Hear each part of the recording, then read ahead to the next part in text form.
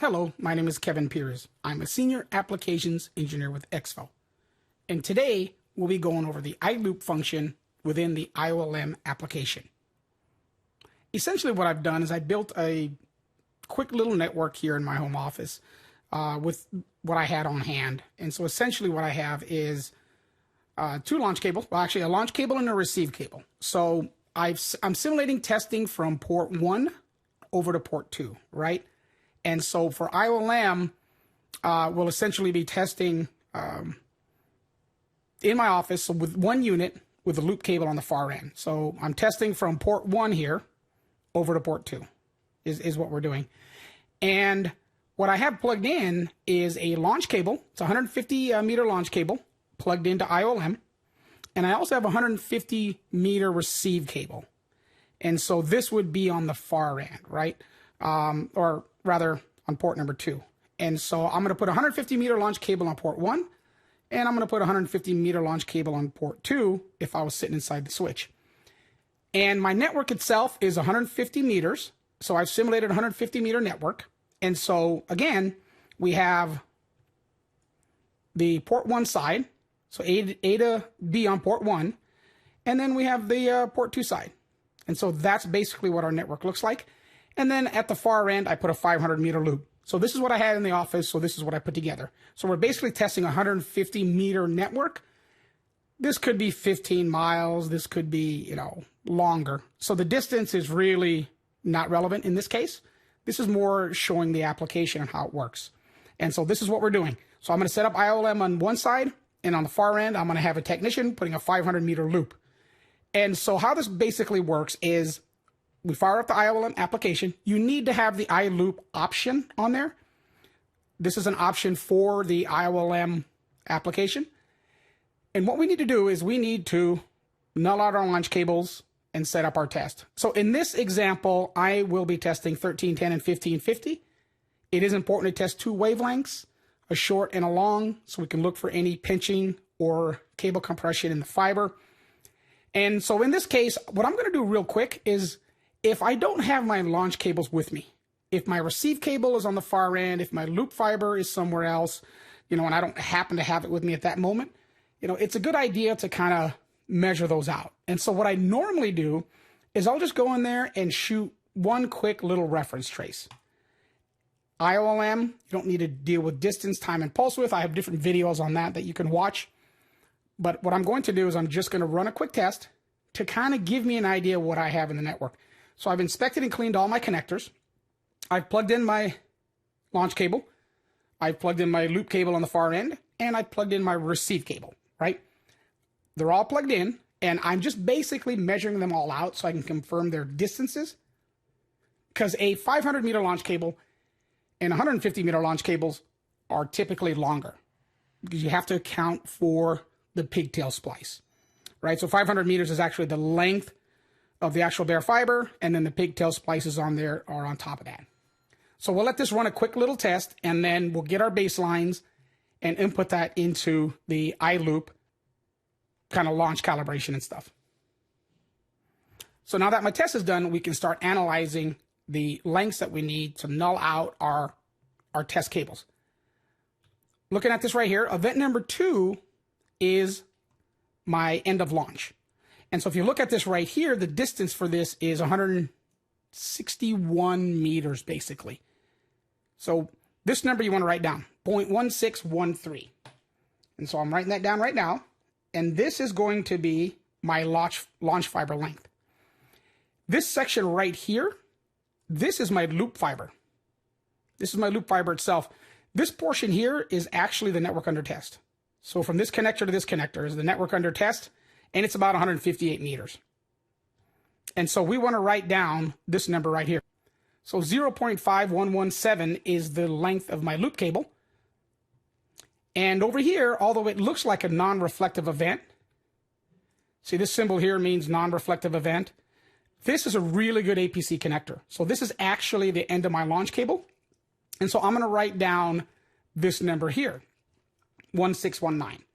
So I got 1619. So those are the three values I've written down. And now I can actually set up my test. So I'm going to go back to the IOLM tab up here to set up my test. So I'm going to select IOLM, and it's very important that we set both 1310 and 1550, a short and a long wavelength, so we can check for cable compression. But essentially what we'll be working right now is setting up all of our test cable references. And so I'm going to go ahead and click launch fiber. If you have the launch fiber with you, you can select calibrate and have the IOLM application calibrated out. In this case here, I'm going to input the distance, and for this one it was 0.1613 in this case here. And then I also have a receive fiber, and of course the receive fiber is with me, right? The launch fiber is on port number 1, the receive fiber is on port number 2, because we are testing a loop. And if you want to see what it looks like to calibrate, I'll go ahead and hit the calibrate button, and this is what it looks like here. So you can reference out your launch and your receive fibers. And in this case here, again, because I've already measured it, I'm going to put it in there, 0.1619 is what I wrote down. And then we also have a loop fiber. In the loop fiber, which is on the far end, it's basically looping 1 to 2 with 0.5117. And so these are the distances for my cables here. And down here in the bottom left, we want to make sure we select bidirectional loopback, because we are doing a bidirectional loopback test, right, in this situation. If I were to uncheck that, then this would allow us just to do a standard loop test from 1 over to 2. And so that's what we have set here. So I'm going to select bidirectional loopback test. And so we'll have that selected. And if I want to give it, say, a start number or any sort of identifiers, then that's where we'll do it here. I'm not going to do any of that for this training. This is really to kind of show you what iLoop does. But right now, we're not going to set any identifiers. So I have different videos that talk about how to set up identifiers and configurations and all that fun stuff. And so now that I have those 3 options selected, as far as the test cable referencing, I can go ahead and hit my favorite button, which of course is the start button. So we'll go ahead and start the test and let IOLM do what it does.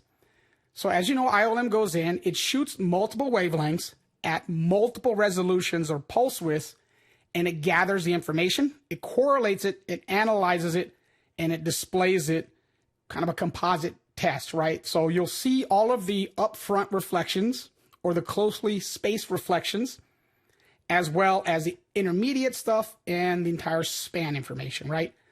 So with IOLM, you can always see something at 60 feet and 60 miles because of the multi-pulse acquisition that it does. So we'll go ahead and let it do its thing.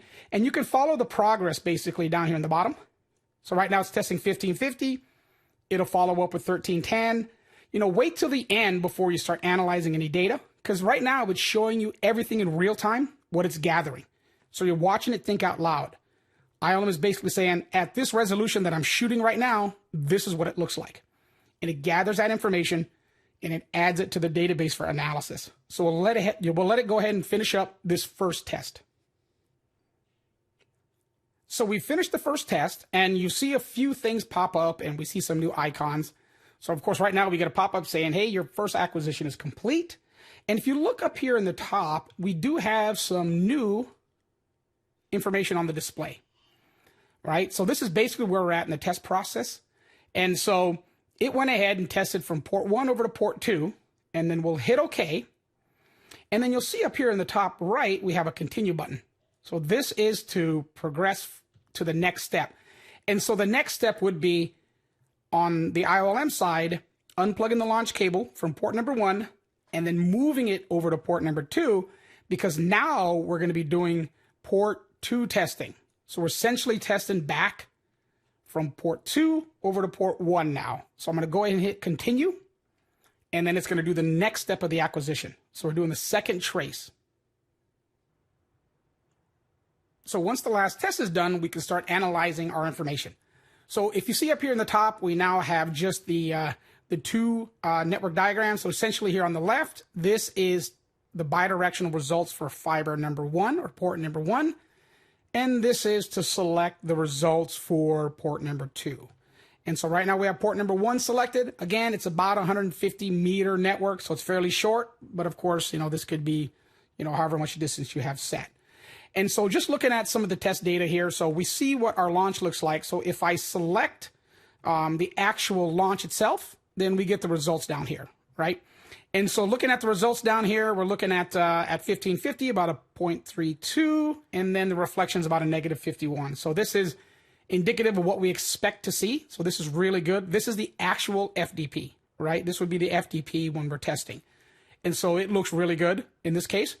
And then, of course, this is the FDP on the far end over here. So, you know, looking at number B here, this is the far end FDP, and this is its information. And so we're looking at something very similar there as well, right? And, you know, over here to the left, this is probably some of the most important information here. This is the bidirectional span information. So A to B and B to A. And we're looking at the loss to be about 0.772 dB at 1550, and the reflection 47.44. So obviously incredibly good, but it is a very short distance, right? So we expect those values to be above 27, you know, depending on your KPIs for your SLAs, so your key performance indicators for your service level agreements. But in this case here, I'm pretty happy with these numbers, right? And so that's what it is, 150 meters. Now, if I were to go ahead and select the second icon over here, we'll highlight it, and it'll switch over, and here's the other side. And so we'll have the same information. I'm sorry, not other side, but this is the second fiber. So this is fiber number 1, and this is fiber number 2. In this example, I didn't number them, so you'll see 3 and 4 up here, but you get the point, right? They're different ports or different fibers on that cable, which is great. So we basically did a bidirectional test. You know, we did a bidirectional test across this network, right? And so if we were to plan this out in an actual network itself, you know, this is essentially port 1 and port 2 is what we have here, right? And so we just put a loop back on the far end and send it back to ourselves. And this is basically the results that we're getting back from that, right? And so looking at, you know, back at the VNC here, we can see the results. And then essentially, if we want to save the bidirectional results, we can. And so we would just hit the save option here, and that will save an IOLM BDR. If you wanted to generate a PDF report, we can do that as well. So next to the save is the PDF, right? You can also generate the PDF later if you would like, but it would generate a report that would give you the bidirectional information. So this is how you test with iLoop bidirectionally with Exfo's IOLM application. This is Kevin Peers with Exfo. Thank you very much.